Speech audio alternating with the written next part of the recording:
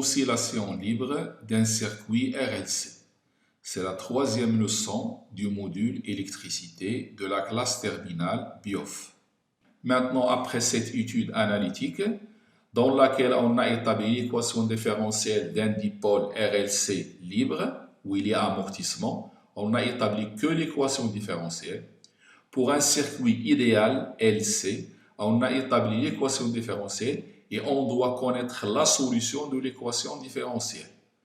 C'est cette solution qui s'écrit UM cosinus de pi sur T0t plus phi. On sait maintenant déterminer l'expression de T0 et les valeurs de UM mi phi. Ici, on nous donne un graphe, on peut déterminer T0 et UM, et même la valeur de phi graphiquement. C'est ce qu'on verra dans les exercices. On passe donc à une étude dite étude énergétique.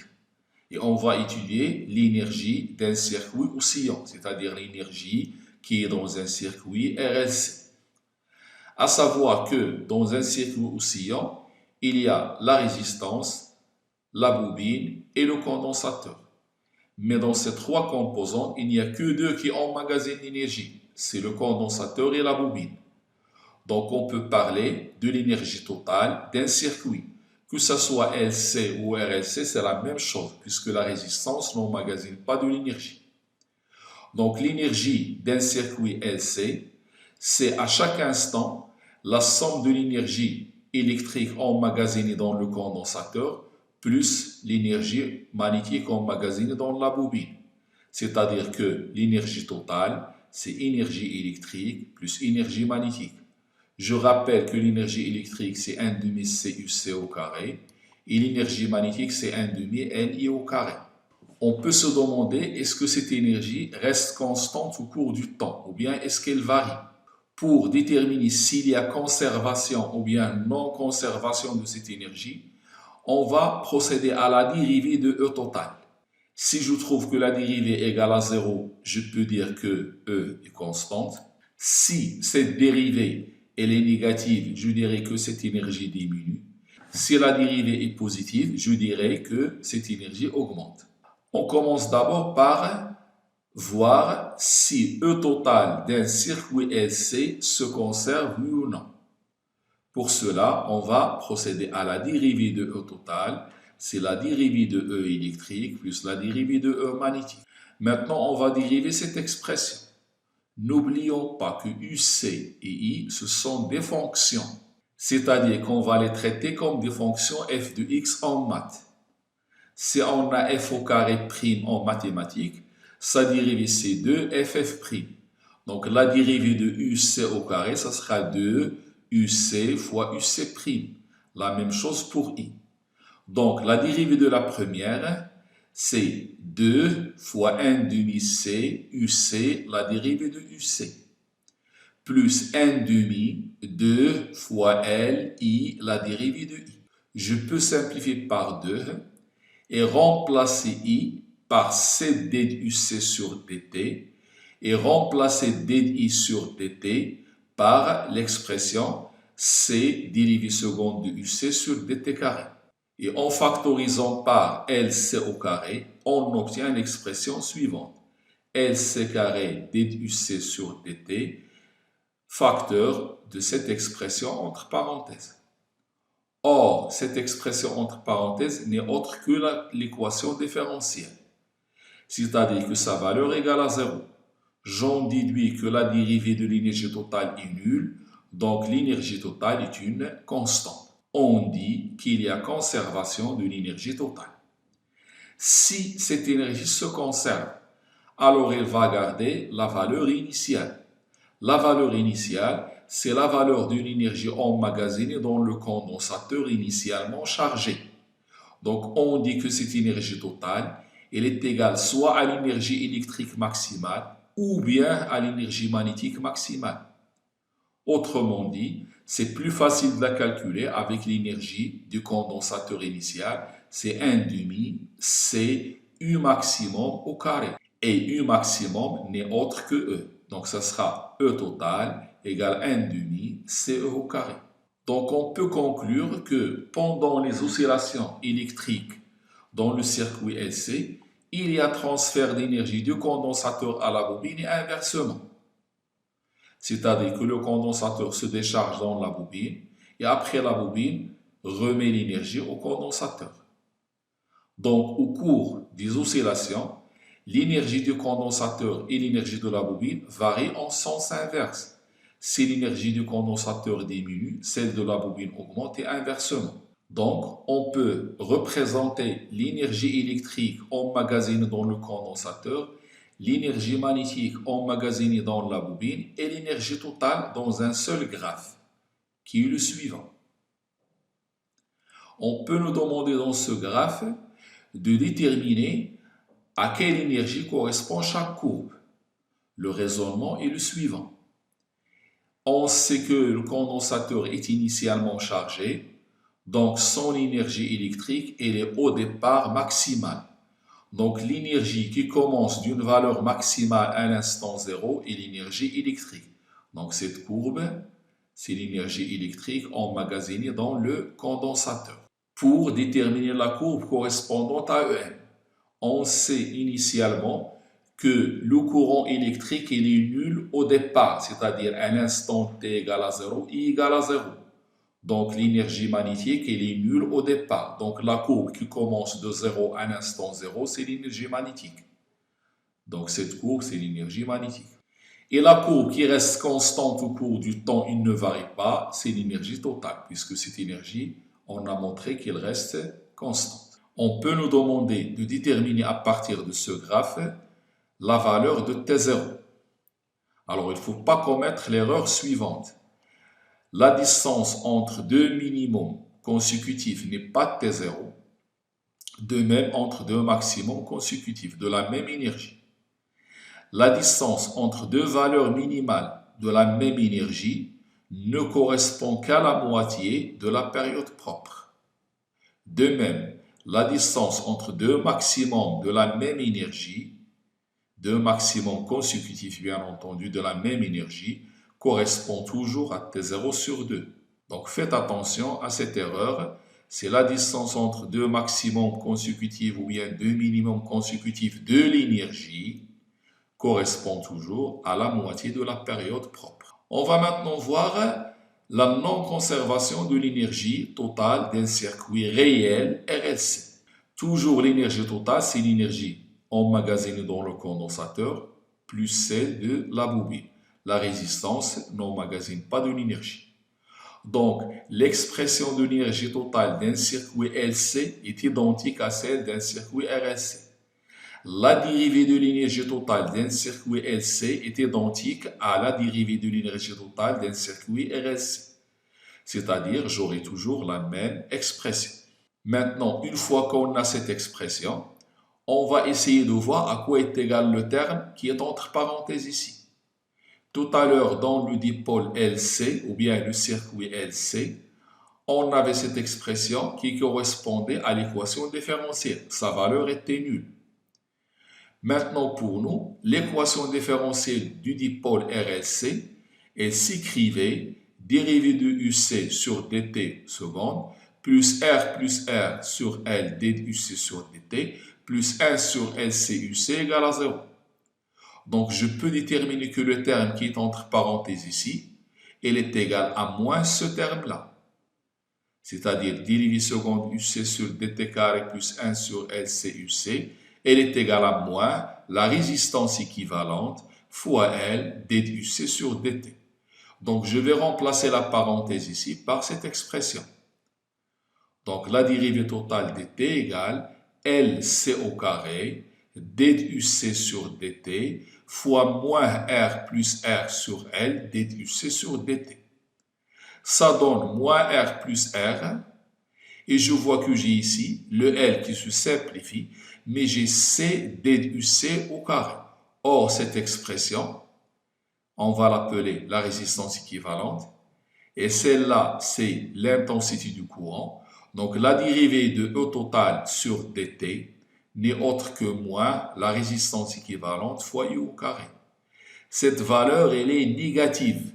Donc, l'énergie totale d'un circuit RLC ne se conserve pas. Elle diminue au cours du temps à cause de l'effet Joule. L'effet Joule, c'est lorsque la résistance fait transformer l'énergie électrique en chaleur. Donc, l'amortissement de tout à l'heure, c'est dû à l'effet Joule. Il y a perte d'énergie totale par effet Joule. Le diagramme d'énergie de ce dipôle RLC est le suivant. La courbe en bleu correspond à l'énergie électrique emmagasinée dans le condensateur, puisqu'elle est maximale au départ. La courbe en vert, c'est l'énergie magnétique de la bobine. Elle est nulle au départ. Et la courbe en rouge, c'est l'énergie totale. Elle diminue au cours du temps à cause de l'effet Joule. Maintenant, on peut se demander, est-ce qu'il n'y a pas moyen d'éviter cet amortissement? Il y a certains qui vont dire, oui, on a un dipôle LC. Mais le dipôle LC n'est qu'un dipôle idéal. Il n'existe pas dans la réalité. Donc, pour rendre le comportement de RLC comme le comportement de LC, on va insérer dans le circuit un dispositif qui va compenser, c'est-à-dire remplacer l'énergie perdue par effet Joule. Et si j'ai ce système qui va remplacer l'énergie perdue par effet Joule, le RLC se comportera comme un dipôle dont l'énergie totale restera constante. C'est ce qu'on appelle l'entretien des oscillations électriques. L'expérience suivante nous montre la façon par laquelle on fait cet entretien. Cette vidéo est consacrée à l'entretien des oscillations libres dans un circuit RLC série.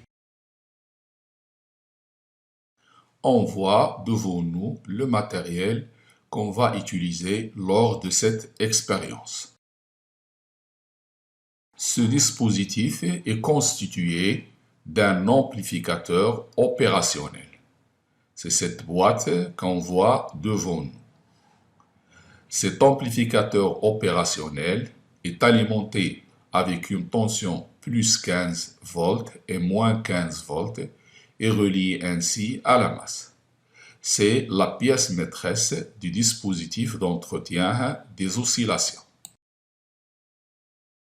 On dispose aussi de deux résistances identiques R1 et R2 qui ont la même valeur de la résistance et une autre résistance R variable et une bobine ainsi qu'un oscilloscope, un générateur basse fréquence et n'oublions pas un condensateur C. On va réaliser le montage expérimental schématisé devant nous où la zone jaune constitue le dispositif d'entretien. Elle est constituée de l'amplificateur opérationnel, des deux résistances identiques R' et de la résistance variable R0. On va maintenant commencer à exécuter le montage.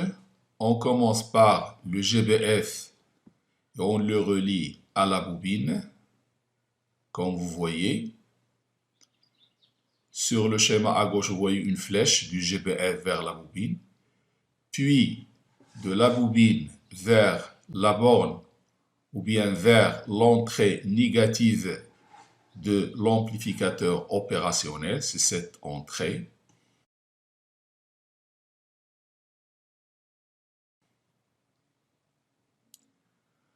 Après, on va passer de l'entrée positive, c'est le dessous, vers la résistance variable R.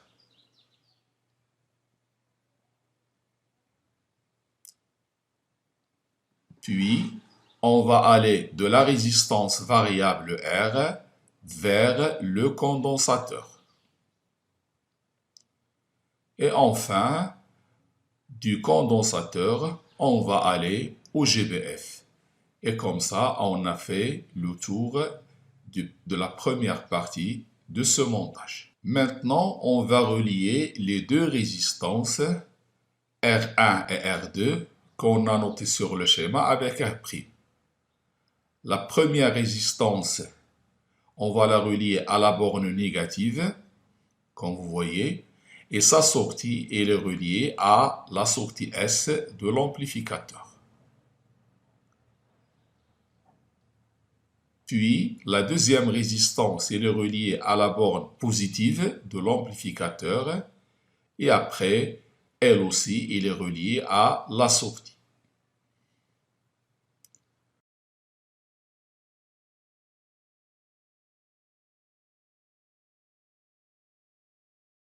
En fin de compte, on va relier la masse de l'amplificateur aux composantes qui doivent être reliées à la masse.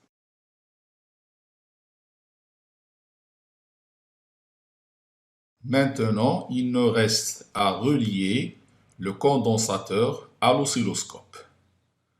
La masse du condensateur vers la masse de l'oscilloscope, puis l'autre borne de l'oscilloscope, la voie à l'autre borne du condensateur. Maintenant, je vais régler la valeur de R sur 0. Je constate sur l'oscilloscope qu'il y a des oscillations amorties.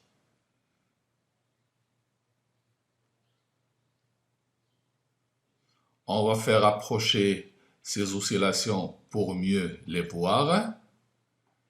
Et on va faire augmenter la valeur de la résistance R. On constate que l'amplitude des oscillations augmente progressivement et pour une valeur particulière R0, on obtient des oscillations sinusoïdales. On dit à ce moment qu'on a réalisé l'entretien des oscillations libres dans le circuit RLC grâce au dispositif expérimental ajouté dans le circuit. Pour une valeur plus grande que R0, le dispositif fournit plus d'énergie que celle dissipée, les oscillations ne sont plus sinusoïdales. Si on reprend la valeur de R0, on obtient des oscillations entretenues. On va maintenant analyser cette expérience de l'entretien des oscillations électriques. Pour cela, on doit injecter dans le circuit un dispositif qui va remplacer ou bien compenser l'énergie perdue par effet Joule. Et ceci pour rendre les oscillations quasi sinusoïdales, c'est-à-dire comme les oscillations du dipôle LC. C'est-à-dire comme les oscillations du dipôle LC. Donc on peut schématiser le circuit de la façon suivante. Le dipôle RLC avec la source d'entretien. Cette source correspond dans l'expérience précédente à l'amplificateur opérationnel, la résistance variable et les deux autres résistances. Dans le programme de la terminale, il est hors programme d'étudier ce qui se passe à l'intérieur de la source. On doit seulement savoir que cette source compense l'énergie perdue par effet Joule. La première question qu'on peut se poser, c'est à quoi est égale cette tension de cette source d'entretien, c'est-à-dire déterminer l'expression de cette tension. Pour cela, on va appliquer la loi des mailles à notre circuit, c'est-à-dire UC moins UR moins UB moins UC égale à 0, ce qui conduit à UC plus UB plus UR égale à US. UB est remplacé ici par UL. En remplaçant UL et UR par leur expression en fonction de dUC sur dt, on trouve UC plus RC dUC sur dt plus U de la bobine, c'est RI plus L dI sur dt. C'est l'équation différentielle de ce circuit. Si la bobine n'a pas de résistance, ce terme est nul et il me reste seulement R. On peut factoriser par C dUC sur dt, il me donne UC plus R plus petit r dérivé de UC sur dt plus cette expression égale à US. C'est ce qu'on appelle l'équation différentielle du circuit d'entretien. Maintenant, pour avoir l'entretien des oscillations, c'est-à-dire pour avoir des oscillations sinusoïdales, il faut que cette équation différentielle soit de la forme LC dérivé seconde de UC plus UC égale à 0, c'est-à-dire identique à l'équation du circuit LC. Donc, pour que cette équation devienne comme celle-là, il faut réaliser la condition suivante. Le US, il est égal à la résistance équivalente fois C dUC sur dt, c'est-à-dire RE fois I. Si cette condition se réalise, l'entretien est réalisé, on aura donc des oscillations sinusoïdales. Et la période de ces oscillations n'est autre que la période propre des oscillations d'un circuit LC. Maintenant, d'une façon générale, en convention générateur, la tension au bord de la source d'entretien s'écrit d'une façon générale sous la forme US égale à KI, c'est-à-dire la tension est proportionnelle à l'intensité. Cette constante, c'est la constante de proportionnalité et l'unité d'une résistance. Donc, 3 cas possibles pour la valeur de K. C'est ce qu'on a vu dans l'expérience.